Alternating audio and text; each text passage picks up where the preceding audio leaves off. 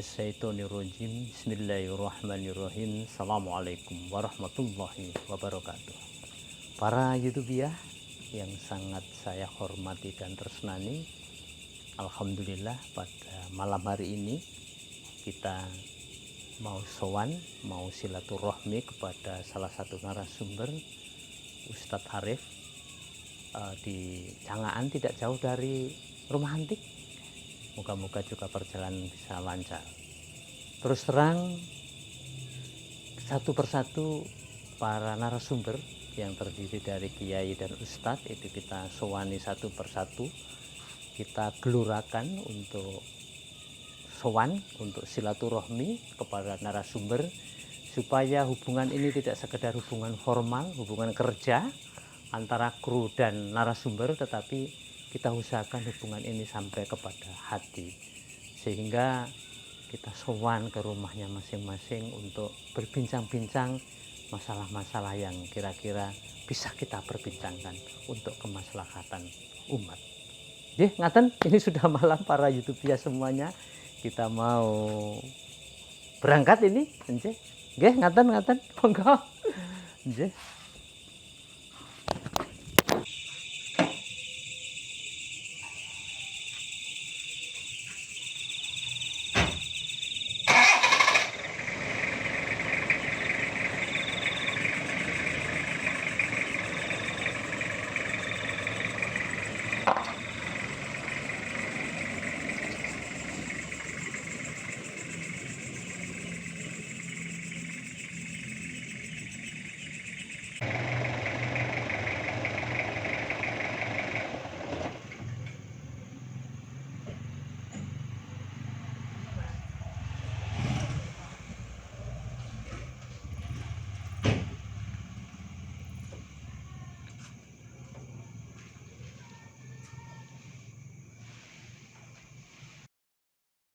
Assalamualaikum Ustaz. Waalaikumsalam. Oh, Pak Rahmat toh? Waalaikumsalam warahmatullahi wabarakatuh. Pak Rahmat, gimana kabarnya? Alhamdulillah. Berapa lama enggak jumpa ini? Nah, iya toh. Jane deket kok. Ini malam-malam gini nih kelihatannya rasanya penting sekali nih. Ya kalau urusan dakwah katanya penting, Ustaz. Dan memang malam hari itu memang lebih rileks, santai, pikiran lebih fokus, tidak pikiran kemana-mana, kerjaan macam-macam. Nah, malam kan tinggal mikir pekerjaan akhirat. Oh gitu. Ya kan? Ini sebelah sana aja Pak Rahmat ya. Oh, biar santai gitu nah, maksudnya? Biar santai ya. Oh gitu. Memang biasanya kalau ikhwan, saudara, handetolan, pokoknya saudara-saudara perjuangan tuh lebih rileks sebelah sana. Oke. Nanti biar dibukakan pintu lewat sana. Oh iya.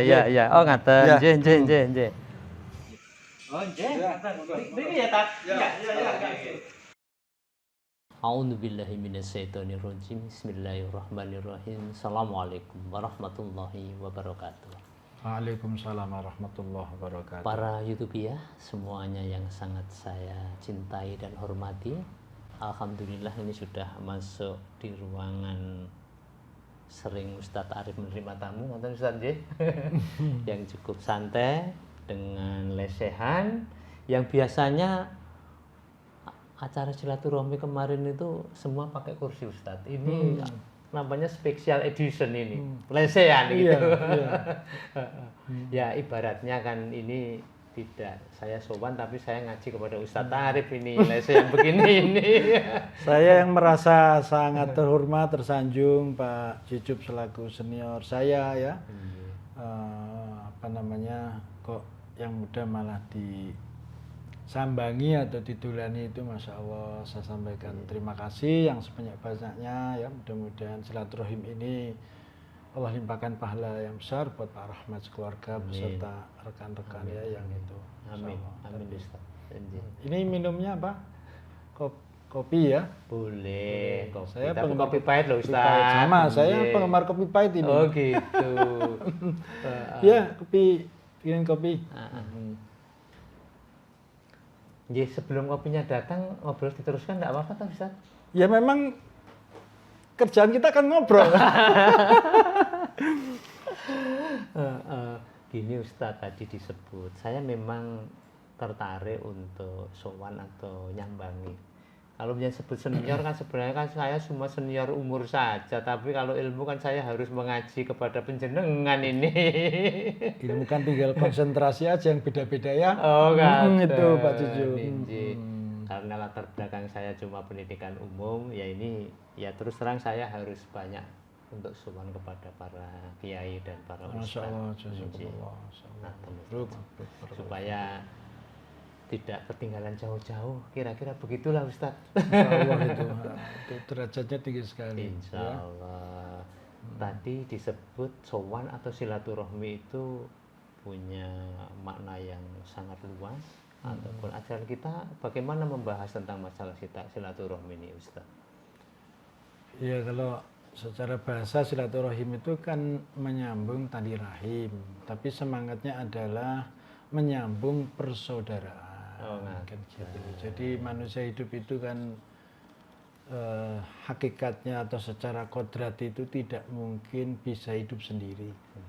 Beda dengan binatang ya, binatang seperti bebek, kambing itu bisa melahirkan sendiri, setelah lahir bisa cari makan sendiri. Manusia melahirkan saja dibutuh orang lain. Setelah lahir si anak tidak bisa apa-apa. Kalau dibiarkan 5 jam saja dia sudah meninggal. Jadi silaturahmi ini kan tidak terbatas kepada sesama muslim toh Ustaz? Iya, betul. Tali rahim, sama-sama keluar dari rahim. Nah, keluar dari rahim itu manusia. Perlu kita silaturahmi ini gitu. Betul. Biarpun agamanya berbeda. Iya. Ini suatu yang luar biasa sekali, ajaran yang pluralisme di dalam agama kita. Nggih, ngaten Ustaz. Ngomong-ngomong hobi panjenengan menapa? Kalau ditanya hobi ya sukanya jalan-jalan. Oh kan. Touring, suka touring. Touring. Oh ngaten. Iya. Pakai motor besar itu. Motornya kecil. Enggak, manfaatnya apa Ustaz kalau touring begitu dalam sisi kerohanian maksud saya? Kalau bahasa agamanya itu rihlah dakwah. Rihlah itu kan berjalan-jalan ya. Dan memang sebenarnya perjalanan, namanya berjalan itu ya tradisi para nabi pengemban risalah. Oh gitu. Iya, para wali juga berjalan. Artinya memang berkelana rihlah itu. Berkelana dalam rangka menyampaikan risalah kan gitu. Itu sebetulnya. Selain memang sebetulnya touring atau rihlah itu ada unsur tafakkur atas ciptaan Allah. Kebesaran Allah. Ini kopinya ini sudah Pak Rahmat. Oh enggak mau kok. Kopinya. Banyak orang mensikapi bahwa touring itu cuma hura-hura gitu aja tat kan. Ini kopi pahit. Oh tanpa manis. Berarti seleranya sama ini Pak Cucup ini. Alhamdulillah. Ini terima kasih Bu. Sama ini hidangan ini bikinan sendiri loh Pak Cucup ini. Iya. Ini diincipi ini bikinin sendiri, bikinan istri, produk dalam negeri. Nah, ini juga produk dalam negeri. Masuk ini. Nah, ini produk dalam negeri ini. Oh, ngaten. Ini bikin sendiri maksudnya. Sendiri, ya. Ini kue apa nih Ustaz namanya? Ini samosa. Samosa. Ayam gitu. Oh, ngaten. Jadi ceritanya ini Ustadz ini juga ibu di rumah berwirausaha gitu aja lah. Iya. Nah, ini bikinan dalam negeri nih Pak Cucup ini. Bikinan umah maksudnya. Ya. Oh, gitu. Namanya apa ini, Namanya kek pandan. Kek pandan. Kek pandan karena warnanya hijau pandan. Hijau pandan. Ini juga stik bikinan sendiri gitu. ya. Ini Lebaran udah lewat tetapi sudah seperti Lebaran lagi Ustaz ini. Kelihatannya Lebaran terus Pak. Makanya kalau Pak Cucup sini saya senang sekali. Iya, lebaran terus ya Nanti Ustaz? temen ngopi nanti. Oh, ngaten. Wah, ini Temen diskusi. yang terang kami tidak kapok Ustadz karena begitu banyaknya makanan yang ada di hidangan sini. Ini juga bagian dari memuliakan kami Ustadz ya. Ya, apalagi kalau tidak nyari ridho Allah pahala ya. Allah kan sudah kasih rezeki ya, kita Iya. bagi-baginya ke tamu, jamaah pengajian kan gitu. Enggak Ustadz, ini ceritanya Umah ini berwira swasta gitu kok bikin-bikin macam-macam ini. Daripada nganggur di rumah, Iseng. Oh gitu. jadi saya sempat kerja di luar kok, daripada di luar penting di rumah sambil apa namanya ngomong kan gitu. Tapi saya tengok tadi juga ada outletnya, outlet roti itu tadi, ya toh?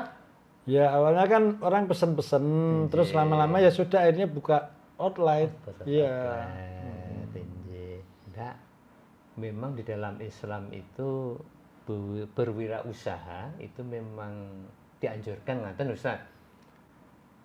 Pak, iya, jadi dalam Islam, dalam Al-Quran itu ada beberapa kalimat yang dipakai bahasanya itu dagang. Dagang. Iya Pak ngaten, Cucup. Cik. Misalnya tijarah. Di Quran surah As-Saffat, hal adullukum ala tijaratin tunjikum min adzab. Maukah aku beritahukan perniagaan yang menyelamatkan? Ada juga apa namanya di surat Al-Jumu'ah yang sering dibacakan. Ya ayyuhalladzina amanu segeralah menuju apa namanya mengingat Allah. Wa idza nudiya lis-sholati min yaumil jumu'ati fas'au ila dzikrillah wa dzarul bai'. Segeralah menuju mengingat Allah dan waktu sholat Jumat. Wa dzarul bai', tinggalkanlah perniagaan. Al-bai' dan juga ada ada istilah ishtara. Seperti orang Israel yang menjual keimanannya untuk mendapatkan kesenangan dunia, tapi statusnya jadi kafir. Kita ada beberapa. Jadi bahkan dalam bahasa Al-Quran itu yang dibangun logika perniagaan. Logika perniagaan. Iya, jadi perniagaan orang berjihad, orang sedekah itu kan sebenarnya berniaga, membeli dengan rezeki yang sudah Allah berikan. Nanti Allah membalas ya dengan surga dan keridhaan itu. Termasuk di dalam aplikasi perjuangan dulu para pendukung-pendukung dakwah itu kan saudagar-saudagar semua. Ya, betul. Dari perserikatan, dari NU. Apalagi yang pertama kali muncul sebenarnya organisasi modern itu kan Syarikat Dagang Islam. Iya, betul. Bos Cokraminoto. Pak. Ada inisial dagangnya. Jadi memang dagang itu ajaran kita Ustaz. Iya. Jadi kalau menurut buku sejarah di antara beberapa jalan Islam sampai ke Nusantara ini, ke Indonesia ini, salah satu faktor utamanya itu adalah dagang. Perniagaan dagang.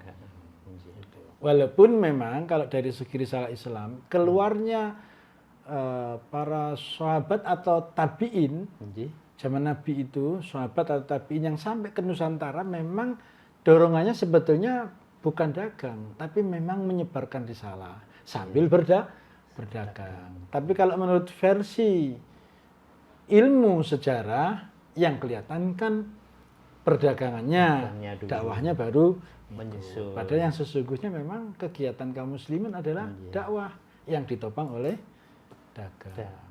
Kiai Ahmad Dahlan begitu, Kiai Hasyim Asy'ari juga begitu. Kiai Samanhudi tadi yang Pak Cucup sebutin kan, Ghos Cokroaminoto itu kan sebelum pertama kan dirintis oleh Kiai Samanhudi di Laweyan kan. Syarikat Dagang Islam, itu luar biasa. Sampai Belanda itu takut gara-gara organisasi bisnis yang dikelola oleh Kiai Samanhudi, kemudian ada sentuhan akidah dan politik yang dididik oleh Ghos Cokroaminoto, jadi Syarikat Islam. Kiai Ahmad Dahlan pedagang batik, ya kan? Demikian juga Kiai Hasyim Asy'ari sambil juga bahkan jualan sampai menjual apa namanya kuda peternakannya untuk membiayai pondok. Jadi yang nyantri di pondoknya Kiai Hasyim Asy'ari itu gratis. Pondoknya punya usaha, punya bisnis untuk membiayai. Bisa mandiri Bisa gitu. mandiri. Kita kira begitu lah, Nji. Itu luar biasa sebenarnya Ustaz, Nji. Jadi Masya Allah. kadang-kadang kita untuk memperbincangkan bisnis umat Islam itu malu-malu kadang-kadang. Ternyata malu-malu itu ujungnya kan faktor ekonomi umat Islam tertinggal. Karena kan Ustaz, Nji. Iya. Jadi seharusnya kita harus mengedepankan itu juga Iya, betul. juga lebih baik. Rasulullah juga pedagang ya. Rasulullah Sahabat-sahabat pedagang itu susul semua Abu orang-orang Bakar, terkaya. Sayyidina Umar, Iya. Sayyidina Utsman, Iya. Sayyidina Ali. Walaupun Sayyidina Ali miskin, tetapi kemampuan bisnisnya luar biasa. Luar biasa. Cuman karena beliau memilih jenis pekerjaan yang siap standby kalau dipanggil Nabi. Iya, Nah, itu Sayyidina Ali pilihan saja. pilihan. Tapi latar belakang sebagai pedagang ulung. Iya. Cuma memang ya Ustadz kan beda karakter ataupun beda visi ya. Kalau umat Islam itu mengumpulkan harta kan positif. Kalau yang lain barangkali bisa untuk hal-hal yang lain. Ini bisa diterangkan Ustadz? Ya, kalau Islam kan sejarahnya, kalau versi Islam yang Iya. otentik, yang orisinil, keluarnya atau menyebarnya Islam ke penjuru dunia ini memang tujuannya dakwah, menyebarkan rahmat. Iya. Para penyebar ini sambil berdagang untuk menyambung perjalanan, menyambung hidup, bahkan tidak jarang pedagang itu meninggalkan kampung halamannya dan meninggal di perjalanan itu, tempat tujuan dakwah itu. Walaupun kemudian dalam ilmu sejarah menjadi sebutan bahwa Islam berkembang di dunia termasuk Indonesia dari jalur perdagangan. Iya. Tetapi yang ke sini bukan dalam rangka tujuan sepenuhnya bisnis.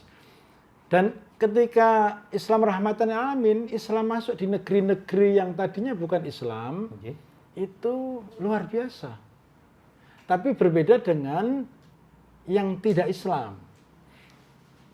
Perdagangan yang dilakukan seperti Israel ya, yang hari ini menjadi raja perniagaan dunia. Oh ngaten iya.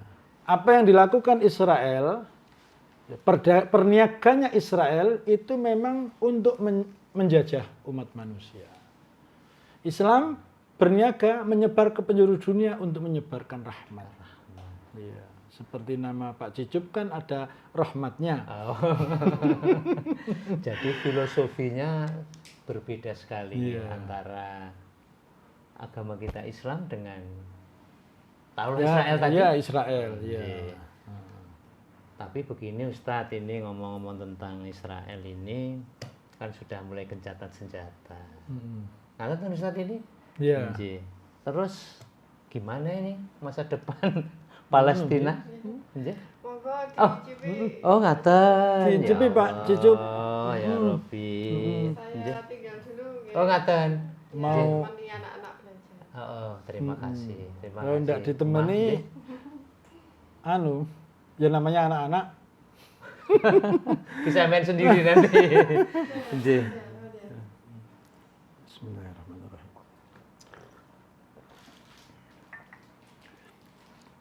Gimana tesnya ini Pak Cucup kopi ini? Wah, luar biasa Tat, nggih. Kopi pahit, katanya juga banyak manfaat ngaten kita, nggih. Ini perpaduan Robusta dan Arabica. Oh, ya Allah. Nah, ini rotinya ini sebetulnya. Ini anunya apa namanya? Mereknya. Ini mereknya. Oh iya, ini mereknya tadi di Roti Rizka. Nggih. Ini sudah bisa buka kafe nih, tapi kafe yang Islami maksud saya. Di paduannya pas, enak, kepahitannya tidak terasa tapi sip lah kira-kira. Dan rasa gosongnya kan tidak ada. Gosongnya kopi tidak ada. Saya beberapa kali suan ke Kiai NU, itu juga anjurannya juga begini Ustaz. Kalau kalau kopi ini memang dianjurkan oleh para kiai. Ngaten Iya, betul atau betul, betul. Oh, Dan itu tradisi ulama untuk baca buku, nulis buku tahajud malam Iya. itu ulama menyediakan kopi. Ditemani kopi lah Ditemani kira-kira. kopi. Nggih, kopinya tetap enak. Tapi tentang Israel tadi. Ini memang Israel ini menarik ya, Pak Iya. Rahmat, itu fenomenal di dunia ini. Oh ngaten. Kadang-kadang saya itu membayangkan bagaimana kalau di dunia ini tidak ada Israel ya, betapa damainya dunia ini. Oh ngaten. Iya. Nggih. Jadi dunia yang buat kerusakan di dunia ini kan cuma dua kelompok sebetulnya. Nggih, nggih. Satu adalah Yahudi, Nggih. yang satu lagi orang musyrik. Itu diabadikan di dalam Al-Quran. Ya, sungguh pasti engkau akan dapati ya Muhammad, la tajidanna asyaddan nasi adawatan lil ladzina amanul yahudi wal nasara wal ladzina asyraku, dan seterusnya. Sungguh pasti engkau akan dapati sekumpulan manusia yang paling keras permusuhannya kepada orang beriman. Satu Yahudi, yang kedua orang musyrik. Orang musyrik. Tapi juga engkau akan dapati, hai Muhammad, yang mewakili orang beriman ya, la tajidanna aqrabahum. Engkau sungguh pasti akan mendapati seakrab-akrabnya mawaddah, kasih sayang, perhatian kepada orang beriman. Siapa mereka? Alladzina qalu inna nasara, yaitu orang yang menyatakan kami ini Nasara. Dzalika biannahum qissisina wa ruhban, karena di sana ada pendeta dan rahib-rahib yang mereka tidak sombong. Ya, di situ jadi Nasrani yang sesungguhnya. Oh ngaten. Nah, kalau Yahudi ini memang ya, jangankan umat manusia yang lain, saudara kandungnya sendiri, saudara satu ayah, sama-sama ayahanda Yakub alaihissalam atau Israel, itu kan gelarnya Nabi Yakub itu. Beliau memang punya 2 atau 3 istri. Nah ini saudara seayah. Nabi Yusuf itu dicemplungkan ke dalam sumur loh, waktu masih kecil. Ini saudara satu ayah, satu benih. Bagaimana dengan umat selain Yahudi? Jadi Israel itu memang apa sih? Istilahnya sejak dari sononya lah kira-kira punya perbuatan yang begitu. Ya sebetulnya karena bangsa yang memang ini kajiannya memang belum begitu ya Pak Jujub ya. Jadi kenapa Yahudi bisa atau Israel bisa seperti ini di muka bumi gitu ya. Itu kan sebenarnya sejarah pertama itu kan sebutan Israel itu adalah gelar yang disematkan kepada Nabi Yakub alaihissalam. Nabi Yakub itu adalah putranya Nabi Ishak. Nabi Ishak putranya Nabi Ibrahim. Jadi Nabi Yakub itu cucunya Nabi Ibrahim. Punya anak ada 12 itu. Nah, salah satunya Nabi Yusuf bin Yakub yang kemudian menjadi seorang nabi di Mesir, yang menjadi pejabat tinggi di Mesir, yang memboyong seluruh keluarganya di Mesir. Nah, setelah generasi ini hilang atau Nabi Yusuf meninggal, orang-orang solehnya meninggal, berubahlah generasi Bani Israel ini menjadi generasi yang diperbudak oleh Fir'aun. Jadi pola pikirnya memang pola pikir terjajah dan semangatnya ingin menguasai dunia. Jadi dia membenci dunia mungkin ya, atau apa mungkin ya, traumatik terhadap perjalanan panjang hidupnya itu yang terlunta-lunta terkatung-katung di muka bumi ini. Padahal keturunan para nabi itu. Sebenarnya keturunan para nabi. Iya. Terus akhirnya gimana ini masa depan Palestina ini Pak? Wah ini memang tahun ini unik ya. Pak Rahmat ya Pak Cucup. Jadi gini, Palestina ini menjadi tempat yang diyakini oleh Yahudi ya atau Israel lah ya, sebagai tempat di mana mereka harus menambatkan diri.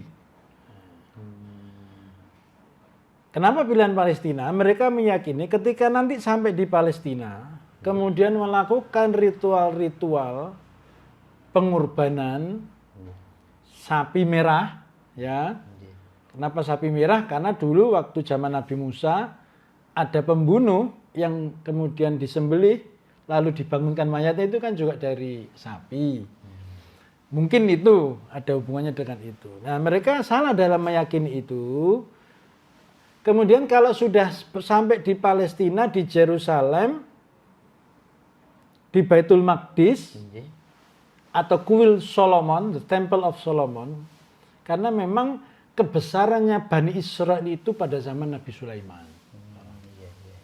Kebesaran Bani Israel pada zaman itu mereka menjadi sebuah ideologi, keyakinan bahwa untuk menguasai dunia mereka harus kembali ke Palestina untuk melakukan ritual sehingga Tuhan menjelmakan dirinya ke dunia ya, menjadi Mesias. Kalau dalam bahasa Nasrani Mesias palsu, false Mesias atau Antichrist. Kalau dalam Islam sebutannya Al-Masihud Dajjal.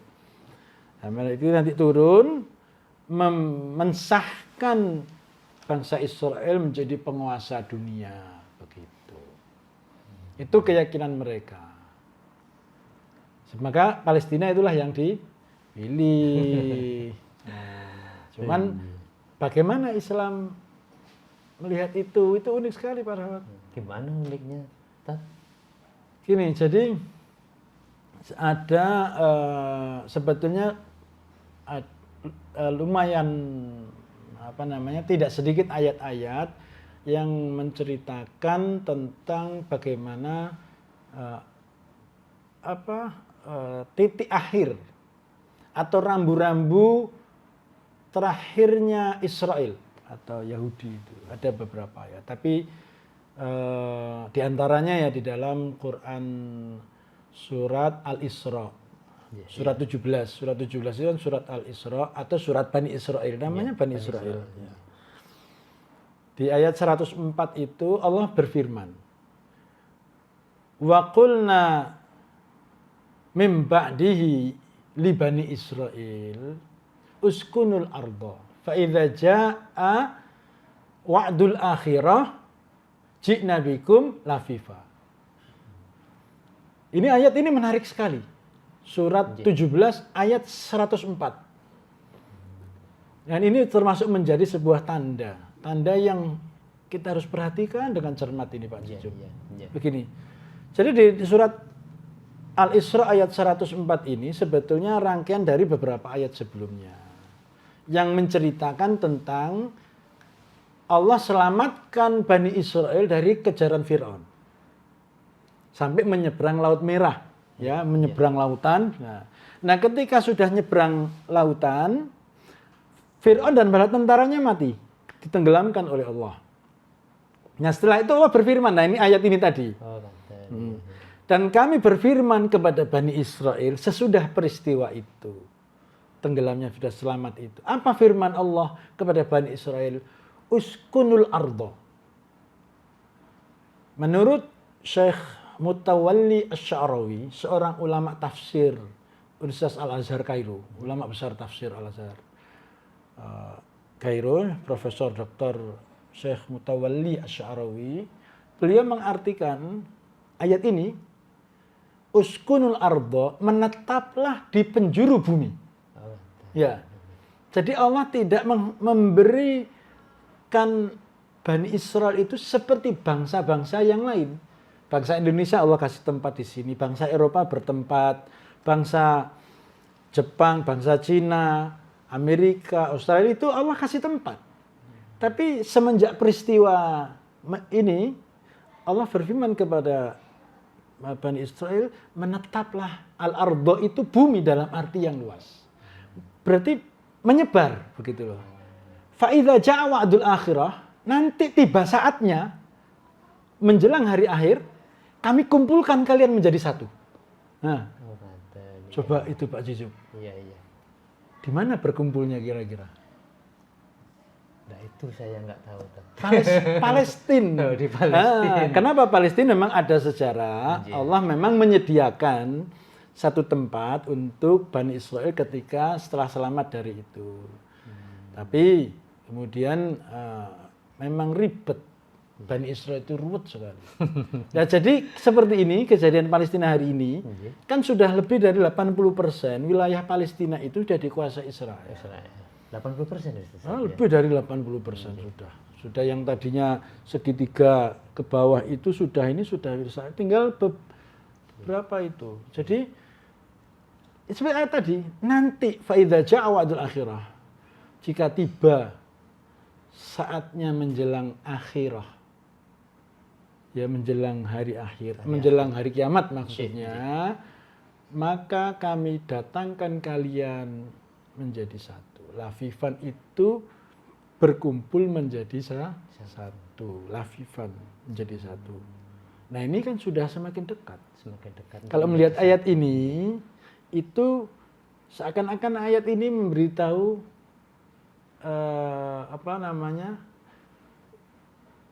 ketika sebagai tanda kiamat ya, menjelang hari kiamat itu ketika Yahudi berkumpul jadi satu.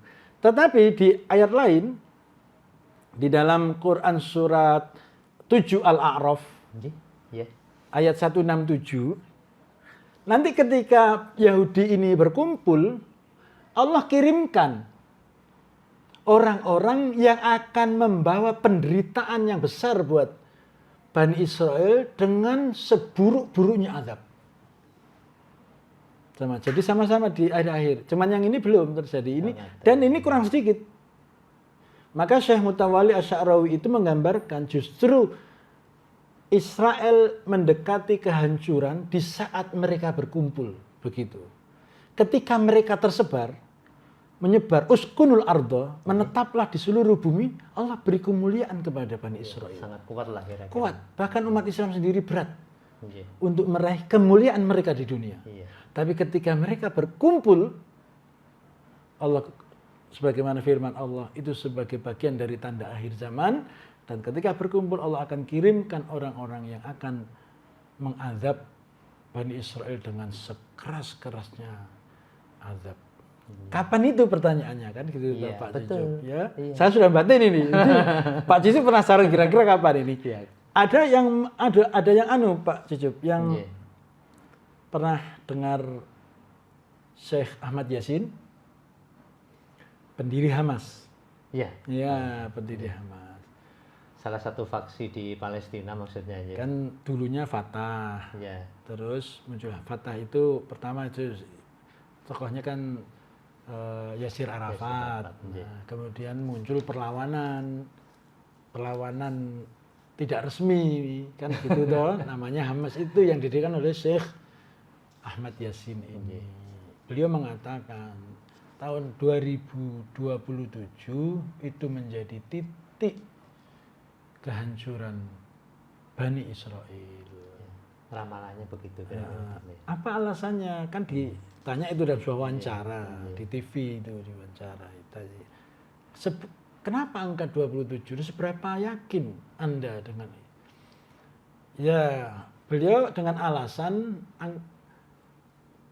siklus 40 tahunan itu Pak Jujub. Oh, jadi angka 40 ini angka unik ya bagi Bani Israel itu.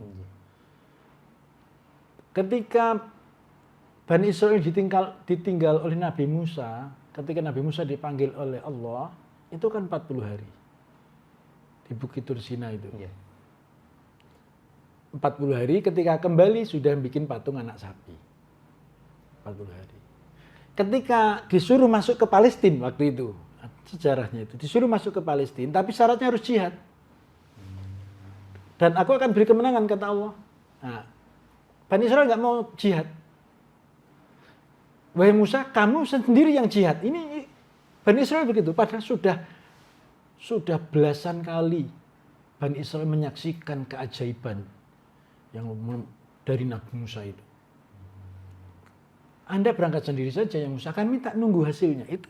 Makanya Allah hukum Bani Israel itu sebelum masuk ke Palestina itu 40 tahun berada dalam kebingungan, tidak tahu kemana. Seperti orang tersesat dalam labirin, tapi 40 tahun. Nah 40 tahun ini hukuman buat Bani Israel. Ini difahami oleh Syekh Ahmad Yasin. Hukumannya dimulai dari mana? Ketika Israel itu masuk pertama kali berbondong-bondong ke wilayah Palestina, mengusir penduduknya, merebut perumahannya, membangun pemukiman tahun 1948. Atas restu Inggris. Inggris yang menghadiahkan negeri kekuasaan jajahannya Inggris termasuk Syam itu, Palestina itu, karena yang membantu perangnya Inggris itu kan Yahudi. Bisnisnya Yahudi yang luar biasa itu membantu Inggris untuk mencari negeri-negeri jajahan. Karena Inggris berhasil, maka Inggris menghadiahkan kepada Israel, kamu kan berkeyakinan bahwa kamu akan menjadi raja penguasa di muka bumi ini jika bisa kembali ke Palestina.